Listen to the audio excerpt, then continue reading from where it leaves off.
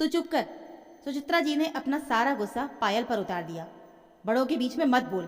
तेरे आने के बाद ही इस घर में पनौती लगी है। जब से तेरे चरण पड़े हैं हमारा बिजनेस डूबने लगा है। तू है ही मनहूस। जा यहाँ से, अपनी काली सूरत मत दिखा। शहर के पाश इलाके में बने शर्मा बिला के ड्राइंग रूम में सन्नाटा तो नहीं था, लेकिन जो शोर था वो किसी को भी असहज कर सकता था। किटी पार्टी चल रही थी।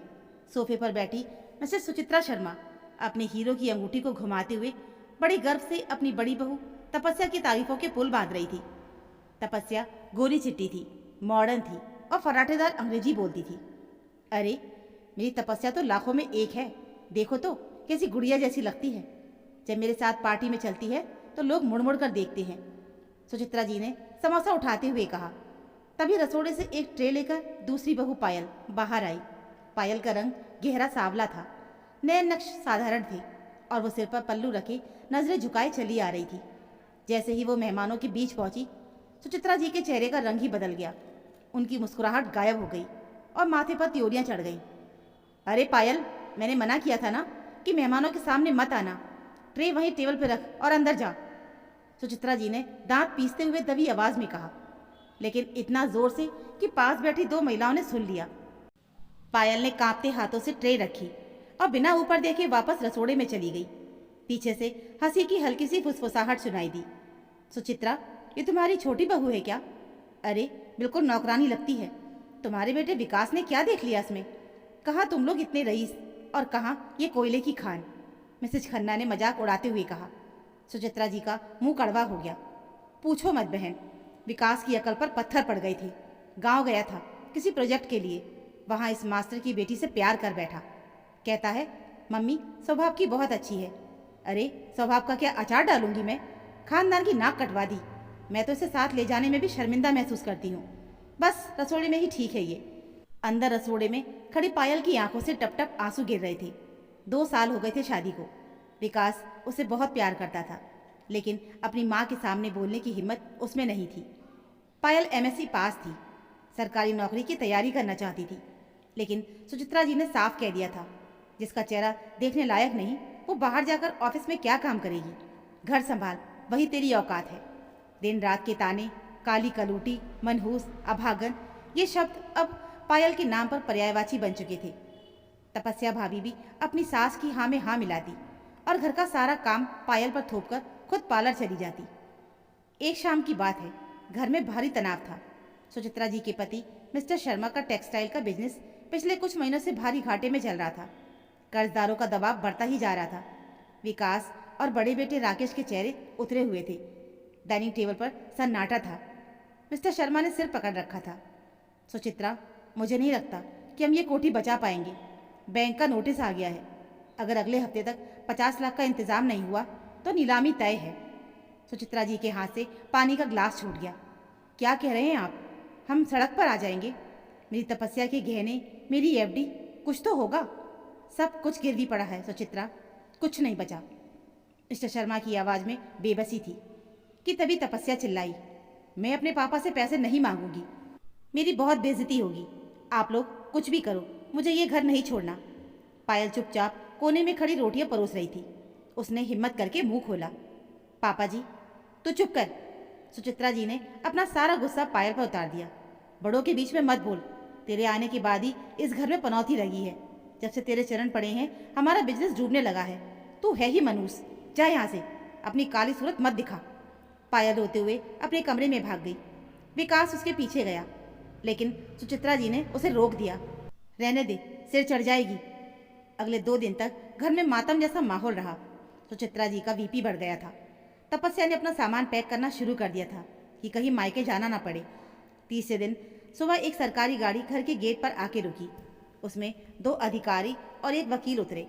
सुचित्रा जी घबरा गई। उन्हें लगा बैंक वाले घर सील करने आ गए हैं। मिस्टर शर्मा कौन है? वकील ने पूछा। मैं ही हूँ, शर्मा जी ने डरते डरते कहा। हम पायल जी से मिलने आए हैं। पायल शर्मा, जो सीतापुर गांव के मास्टर दीनानाथ की बेटी हैं, वकील ने कहा। सुचित्रा जी बीच में ही कूद पड़ी। उसने क्या किया है अब? कोई पुलिस केस तो नहीं? मैंने पहले ही कहा था कि ये लड़की आफत है, ले जाइए इसे, हमारा इससे कोई लेना देना नहीं। वकील हंसा। नहीं मैडम, आप गलत समझ रही हैं। हम खुशखबरी लाए हैं। वकील ने एक फाइल खोली। पायल जी के पिता मास्टर दीनानाथ जी का देहांत पिछले महीने ही हुआ था। उन्होंने अपनी वसीयत में अपनी सारी पुश्तैनी ज़मीन पायल जी के नाम की थी। हमें अभी पता चला कि सरकार ने उस गांव में एक नया हाईवे और इंडस्ट्रियल कॉरिडोर पास किया है। पायल जी की ज़मीन ठीक उसी प्रोजेक्ट के बीच में आती है। सबकी सांसें थम गईं। सुचित्रा जी की आंखें फटी की फटी रह गईं। तो विकास ने पूछा।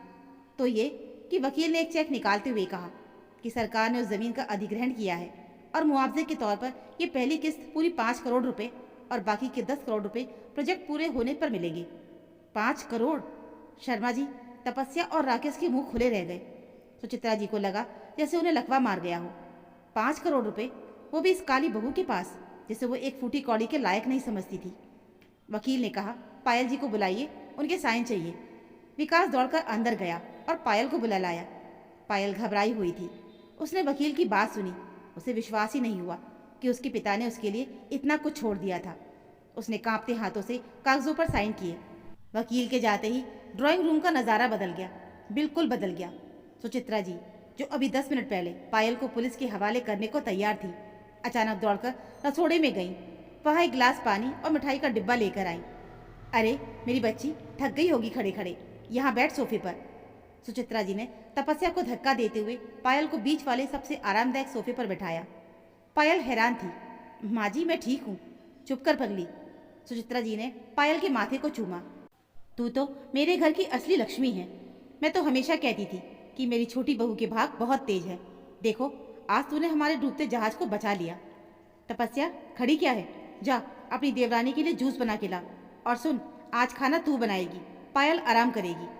तपस्या का मुंह बन गया, पर 5 करोड़ का आंकड़ा उसे भी रसोड़े की तरफ धकेलने के लिए काफ़ी था। शर्मा जी भी गदगद थे। बेटी, तुमने तो हमें नई जिंदगी दे दी। ये 50 लाख का कर्ज तो चुटकी में ही उतर जाएगा। पायल ने अपनी सास को देखा, वही सास जो उसे पनौती कहती थी, आज उसे लक्ष्मी कह रही थी।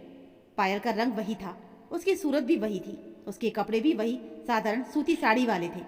बदला था तो बस एक कागज़ का टुकड़ा जिस पर कुछ जीरो लगे थे। पायल की आंखों में आंसू आ गए, पर ये खुशी के नहीं, एक गहरे अपमान के बोध के आंसू थे। उसे राजू की कहानी याद आ गई जो उसने कभी बचपन में सुनी थी कि पैसे आते ही रिश्ते कैसे गिरगिट की तरह रंग बदलते हैं। सुचित्रा जी ने पायल के पैर अपनी गोद में रख लिए। अरे तेरे पैर कितने सूज गए हैं काम करते करते, ला मैं दबा दूं। पायल ने झटके से पैर खींच लिए और वो उठी। उसकी रीढ़ की हड्डी जो हमेशा झुकी रहती थी, आज वो तन गई थी। रहने दीजिए माँ जी। पायल की आवाज़ में एक अजीब सी खनक थी। मेरे पैर काले हैं, आपके हाथ गंदे हो जाएंगे। कमरे में सन्नाटा छा गया। सुचित्रा जी की मुस्कान जम गई। पायल ने टेबल पर रखे चेक को उठाया। उसने विकास की तरफ देखा। विकास, पापा जी का कर्ज तो मैं उतार दूंगी, ये मेरा फर्ज है। ये घर भी नीलाम नहीं होगा। लेकिन उसने अपनी सास की आंखों में सीधे देखा। लेकिन माँ जी, ये पैसा मेरा है, मेरे पिताजी का है, और इस पैसे से मैं वो इज्जत नहीं खरीदूंगी जो मुझे इस घर में 2 साल में नहीं मिली। आप मुझे लक्ष्मी कह रही हैं क्योंकि आज मेरे पास धन है। कल अगर ये धन खत्म हो गया तो मैं फिर से पनौती ही और काली कलूटी ही बन जाऊंगी। नहीं नहीं बेटा, ऐसा नहीं है। सुचित्रा जी हकलाने लगी। ऐसा ही है माँ जी। पायल ने दृढ़ता से कहा। मैं आज से इस घर का काम नहीं करूँगी। मैं अपनी पढ़ाई पूरी करूँगी। और हाँ, अगर मुझे इस घर में रहना है तो मुझे सम्मान चाहिए, एक बहू का, एक इंसान का। पैसे के लिए नहीं, मेरे अस्तित्व के लिए। अगर आपको मेरी सावरी सूरत से दिक्कत है तो मैं और विकास अलग घर ले लेंगे। पैसे की कमी अब नहीं है। सुचित्रा जी शर्म से पानी पानी हो गई थी। उनके पास बोलने के लिए अब कुछ नहीं था। जिस बहू को उन्होंने दबा के रखा था, आज नोटों की गड्डी ने उसे जुबान दे दी थी, या शायद ये एहसास दिला दिया था कि झुकना उसे नहीं, दुनिया को चाहिए। उस रात घर तो बच गया, लेकिन सुचित्रा जी का अहंकार हमेशा के लिए टूट गया। उन्होंने सीख लिया कि इंसान की चमक उसकी त्वचा के रंग में नहीं, बल्कि उसके वक्त में होती है, और वक्त कभी भी किसी का भी बदल सकता है। पायल ने अपनी शर्त रखी और घर वालों को माननी पड़ी। अब वो घर की मालकिन नहीं बनी, लेकिन नौकरानी भी नहीं रही।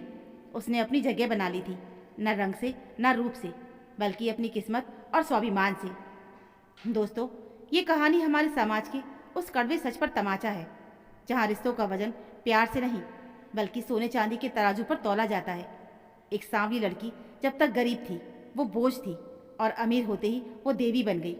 ये दोगलापन कब खत्म होगा? क्या हम कभी इंसान को इंसान समझ पाएंगे?